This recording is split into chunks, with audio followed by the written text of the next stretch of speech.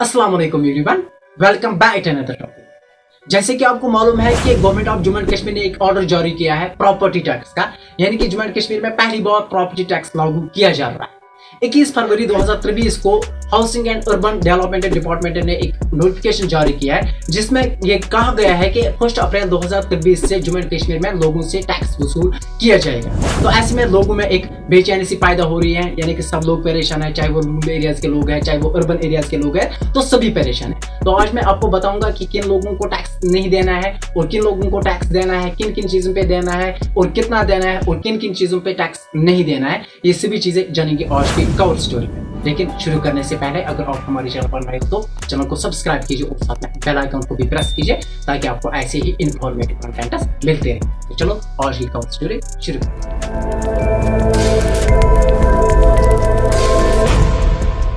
Property tax municipal areas में बात है। म्युनिसिपल एरियाज 3 कैटेगरीज के होते हैं। पहला है म्युनिसिपल कॉर्पोरेशन, जैसे कि श्रीनगर हो गया, जैसे कि जम्मू हो गया। उसके बाद है म्युनिसिपल काउंसिल। म्युनिसिपल काउंसिल तकरीबन डिस्ट्रिक्ट हेडक्वार्टर्स में होता है। उसके बाद है म्युनिसिपल कम्युनिटी। म्युनिसिपल कम्युनिटी तकरीबन अक्सर व बेशतर तहसील लेवल तक देखने को मिलते हैं। ये जो 3 कैटेगरीज है, इनमें जो 3 एरियाज फॉल करते हैं उन्हीं को टैक्स लागू किया जाए। प्रॉपर्टी टैक्स आपको 2 चीजों पे देना है, एक है रेजिडेंशियल प्रॉपर्टी, दूसरा है नॉन रेजिडेंशियल प्रॉपर्टी। और किन चीजों पे आपको टैक्स नहीं देना है वो है एग्रीकल्चर लैंड, दूसरा है रिलीजियस प्लेसेस यानी कि रिलीजियस स्ट्रक्चर्स, जैसे कि मस्जिद हो गया, गुरुद्वारा हो गया, चर्च हो गया, टेंपल हो गया, और गवर्नमेंट डिपार्टमेंट्स और जो है रूरल एरियाज, इन पे टैक्स नहीं देना है। प्रॉपर्टी टैक्स किनको देना है और कितना देना है? सबसे पहले राहत की बात यह है कि जो छोटे घर हैं उनको टैक्स नहीं देना है, यानी कि अगर आपका मकान 1000 स्क्वायर फीट से नीचे है तो आपको टैक्स नहीं देना है। लेकिन अगर आपका मकान यही 1000 स्क्वायर फीट से नीचे है लेकिन सेकंड फ्लोर है, यानी कि आपको 2 मंजिला मकान है, तो आपको फिर प्रॉपर्टी टैक्स दे देना है। तो जो ये टैक्स लगेगा ये लगेगा टैक्सेबल एनुअल वैल्यू के हिसाब से। तो आप सोच रहे होंगे कि टैक्सेबल एनुअल वैल्यू कैसे निकाला जाएगा, तो इसके लिए एक अलग सी फार्मूला बनाई गई है जिसमें 9 क्राइटेरिया रखी गई है। तो इसमें सबसे पहली जो है क्राइटेरिया वो है एमटी है, उसके बाद है एलबी है, उसके बाद है एआर है, उसके बाद है एफएफ, उसके बाद है यूटी है, उसके बाद है जीटी है, उसके बाद है एजी है, उसके बाद है एसएफ और लास्ट में उसके बाद है ओएस।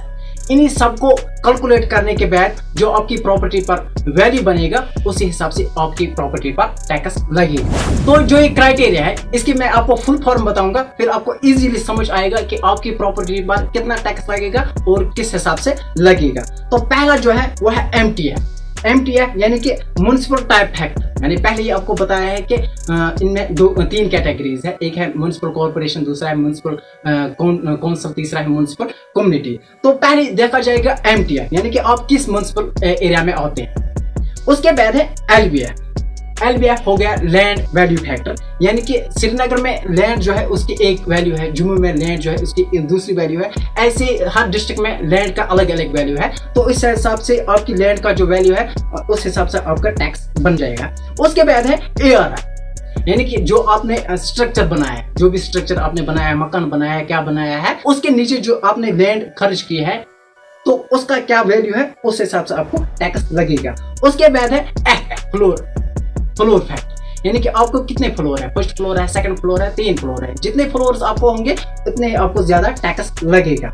उसके बाद है यूटीआई, यानी कि जो आपने ये स्ट्रक्चर बनाया है इसको आप किसके लिए इस्तेमाल करते हैं, मकान के लिए बनाया है, कोई इंडस्ट्रियल है, कोई रेजिडेंशियल है, कोई कमर्शियल है, ये जो है आपको उस हिसाब से भरना है। उसके बाद है सीटीआई कंस्ट्रक्शन टाइप फैक्टर, यानी कि आपने जो कंस्ट्रक्शन किया है ये किस किस्म की है, पक्का हाउस है, कच्चा हाउस है, कंक्रीटेड है, यानी कि आपने देखा होगा ये सभी चीजें आपको वहां पे देखा जाएगा। उसके बाद है एजीएफ यानी कि एज फैक्टर, आपकी जो प्रॉपर्टी है ये कितने टाइम की है, यानी कि आपका जो मकान है कितने टाइम का है। जितना आपका मकान पुराना होगा उतने आपका टैक्स कम लगेगा, जितना आपका मकान नया होगा उतना टैक्स आपको ज्यादा लगेगा। उसके बाद है एसएफ स्लैब फैक्टर, किस किस्म की स्लैब है, कितने स्क्वायर फीट के अंदर आपकी स्लैब है, उस हिसाब से आपको टैक्स लगेगा। उसके बाद है ओएस है, यानी कि ऑक्यूपेंसी स्टेटस, यानी कि जो आपके पास ये जो प्रॉपर्टी है इसका स्टेटस क्या है, कितना टाइम आपको हुआ है इसको खरीदने में, उस हिसाब से भी आपको ये टैक्स लगेगा। तो उसके बाद लास्ट में मैं आपको और एक चीज बताना चाहूंगा, ये जो टैक्सेबल वैल्यू एनुअल वैल्यू है इसको 3 ईयर्स वैलिडिटी दी गई है। 1 अप्रैल 2023 से 31 मार्च 2026 तक इसकी वैलिडिटी रहेगी, यानी कि इन 3 सालों में आपको जो टैक्स पहले 1 अप्रैल 2023 को लगेगा यही आपको इन 3 सालों में भरना है। पहले 2023 में अगर फॉर एग्जांपल आपको टैक्स रखा गया है 1000 रुपये, तो आपको यही 1000 2024 में भी भरना है, यही 1000 आपको 2025 में भी भरना है, और उसके बाद ये चेंज हो जाएगा। तो फ्रेंड्स ये थे कुछ पॉइंट्स जो आज मैंने आपके साथ शेयर किए हैं। तो आज आपको इनमें से कौन सा पॉइंट अच्छा लगा और हमारा जो टॉपिक है ये कैसे लगा हमें कमेंट बॉक्स में जरूर बताइएगा। और अगर अभी तक हमारे चैनल को सब्सक्राइब नहीं किया तो चैनल को सब्सक्राइब कीजिए और साथ में बेल आइकन को भी प्रेस कीजिए ताकि आपको ऐसे ही इंफॉर्मेटिव कंटेंट्स मिलते हैं। ताकि तो चलो बाकी मिलते हैं नेक्स्ट टॉपिक में, तब तक के लिए।